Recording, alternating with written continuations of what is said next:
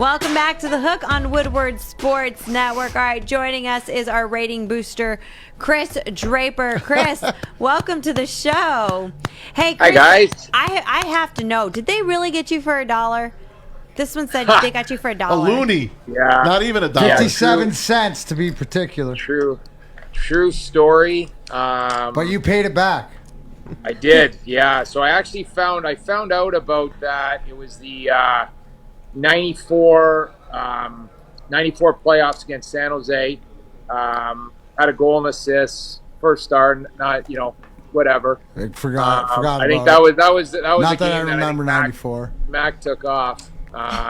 Anyways, so I was doing an interview with a reporter, and the guy said,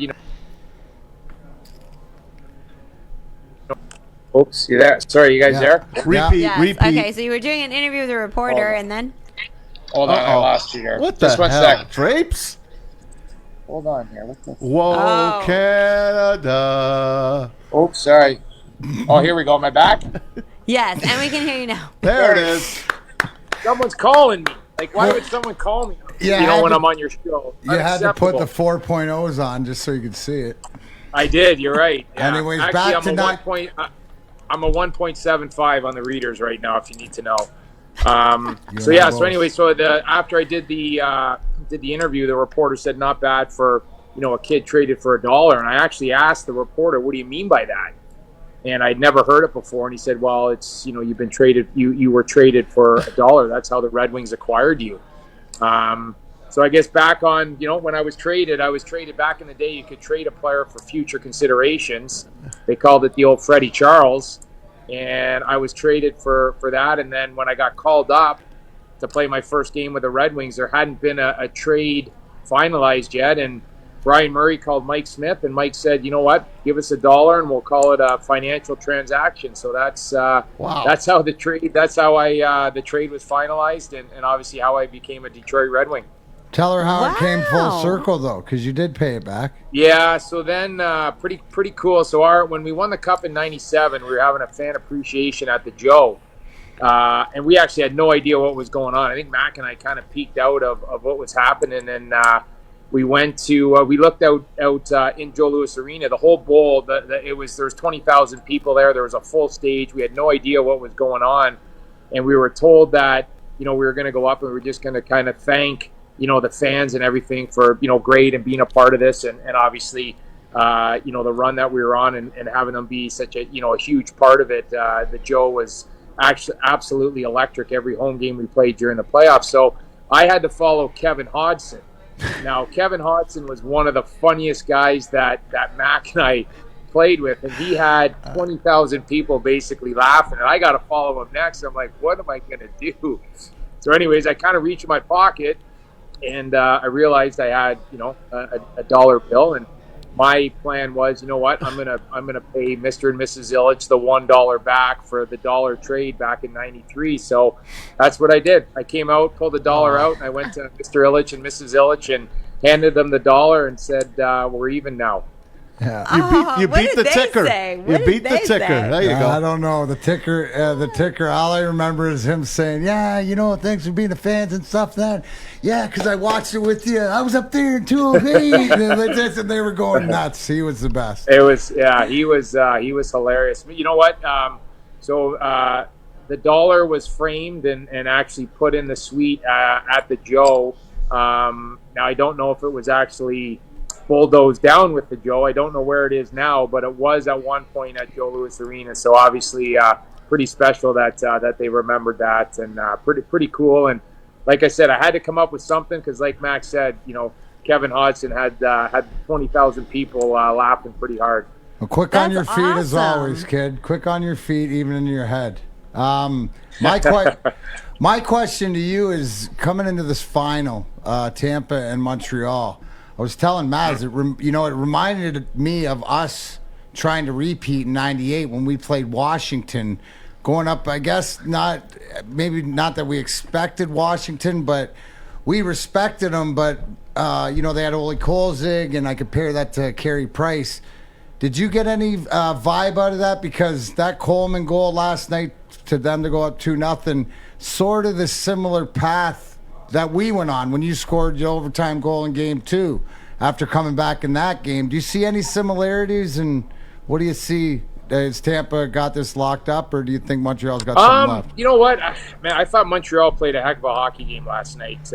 Vassal, it's always, everyone talks about, Kucherov or Point, doing their thing, but you look last night, actually I think the leading ice time guys were Barclay Goodrow, Yanni Gord, and Blake Coleman were the top, performers minute-wise on their team, and they stepped up with obviously a huge game, and in the end, Vasilevsky was just, he was incredible.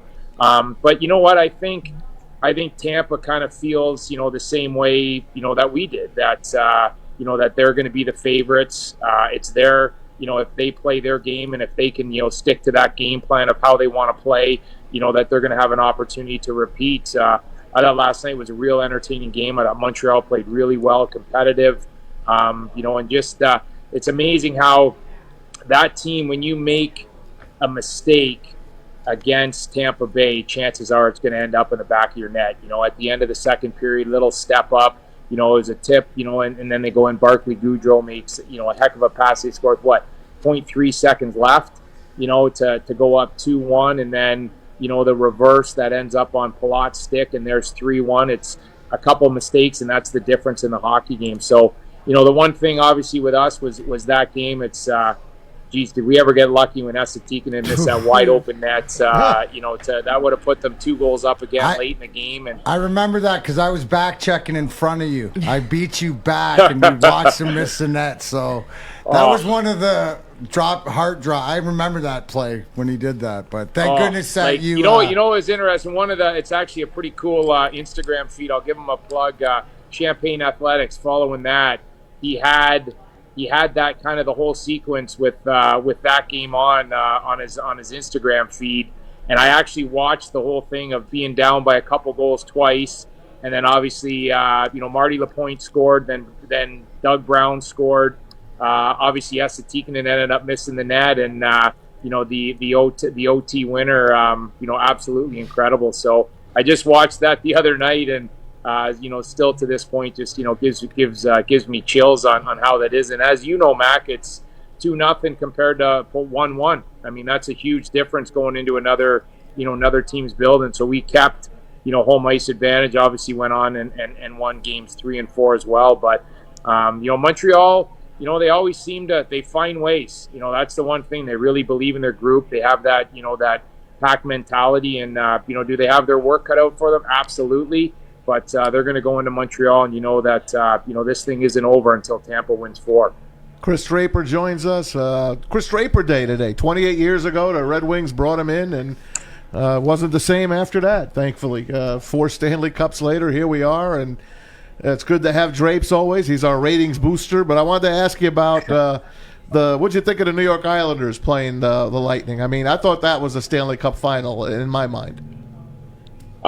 Game 7, I thought it was absolutely incredible watching that game. I mean, you just, as a professional athlete, and obviously Mac and I were able to play in a lot of them, playing in that environment in a Game 7 where it's, it's one game and you get to go to the Stanley Cup finals.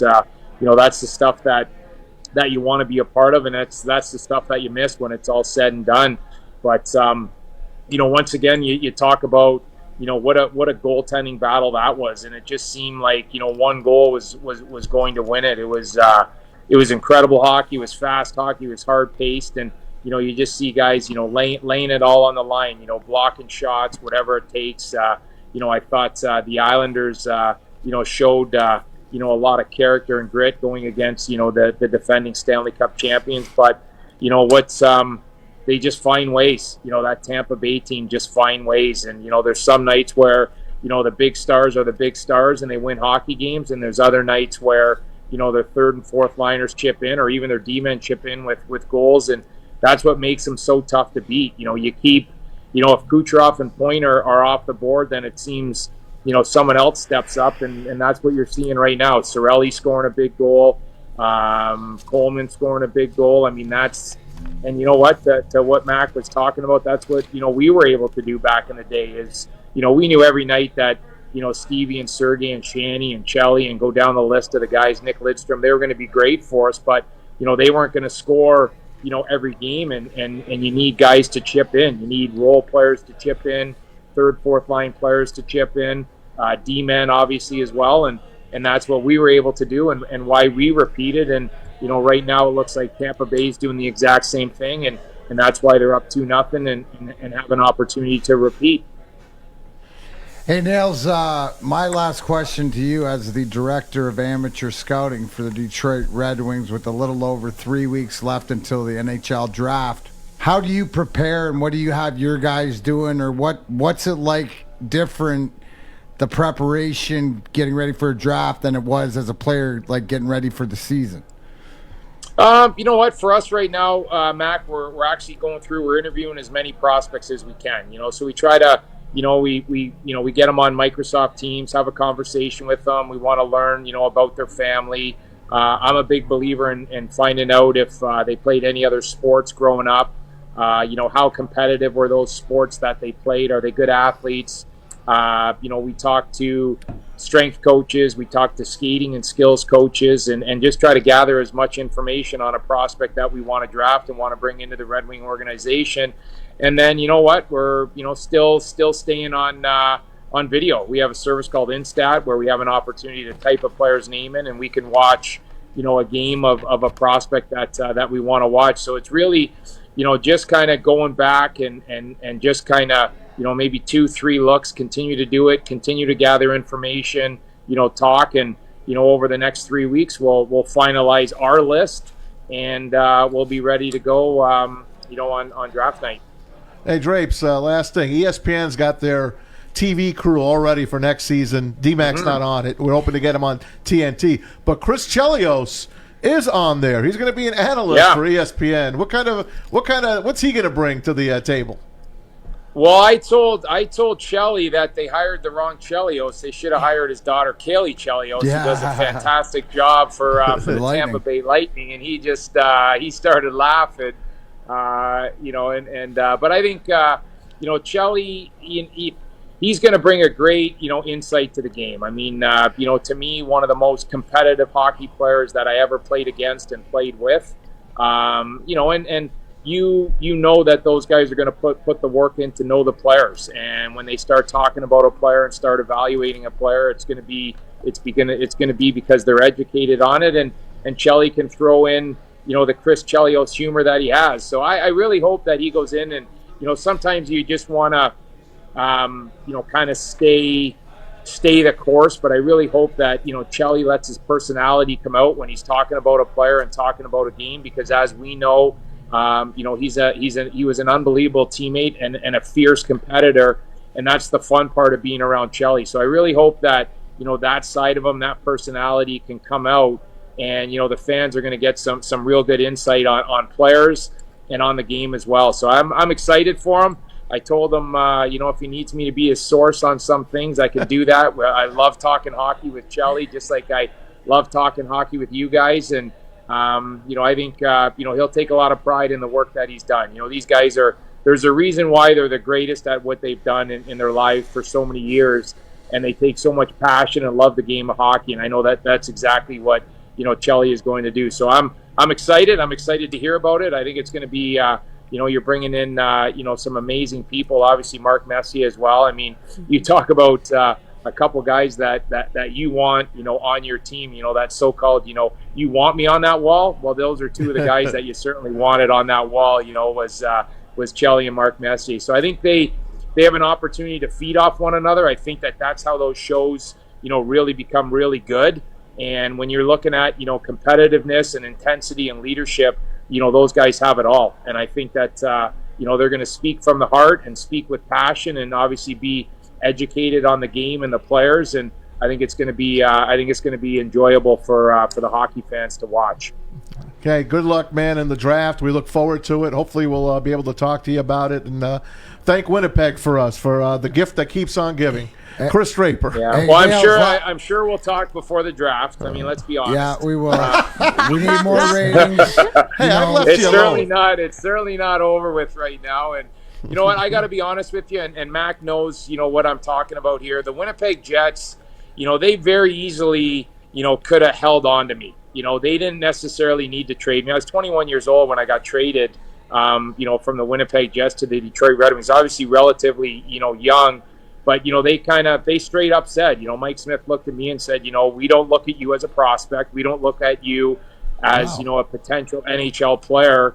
And, we're going to move you this summer. And I was, at 21 years old, to hear those words from a general manager, I was absolutely devastated. But, I decided from that moment on that there wasn't going to be anybody that was going to work harder than me, off the ice and on the ice. And it really created, the type of person, that I am when you have a general manager not believing you at all. And, then I got the trade with Detroit. And you know what? So I've always been, thankful that Winnipeg gave me that opportunity to go to another team, go to another organization, instead of just keeping me as a possible call-up. So that's something that I've never forgot. So it's an opportunity that I got. Very lucky to do it. Unbelievable to come into Detroit and to still be a part of the organization is, something I'm so proud of. The Detroit Red Wings are, such a huge part of my life. First class from top to bottom, and being a Red Wing as a player meant so much to me, and being a Red Wing working in the front office means just as much to me right now. So, I just want to get us back to where we were. The years that DMac and I got to enjoy, means so much to us, and I know Mac, feels the exact same way about the passion of the Detroit Red Wings. Look what he did to the Lightning, Stevie Y. So I rest my case. Well, it's just, and you heard it from the horse's mouth. Yep. And that's the same as whether you go to Pat Verbeek and Stevie above Drapes or to Fish, to whoever's in the organization, whatever they're doing. And that's why it's not when. Thanks, Nails, because I never thank Mike Smith. So I got to thank Mike Smith Absolutely. for being an idiot. Not only because it helped me get 4 cups, but to stay alive. But love you. I think that's such a great story to hear. Well, I'm happy you shared I'm going to that. end it with this. You're not a godfather to any of my kids. That's right. But you were my best man, and I That's appreciate you for that. Aw. And I love you. Love you, I love you DMac, too, as buddy. always. Exactly. See you, Chris. Thanks, man. Thanks, You guys Chris. have happy Canada Day, guys. Have a great Amen. day. Canada All Day. right, thanks. Take it right. easy. See, Matt, some of us are godfathers and some of us are just good best men. That's it, buddy. There you You're go. a good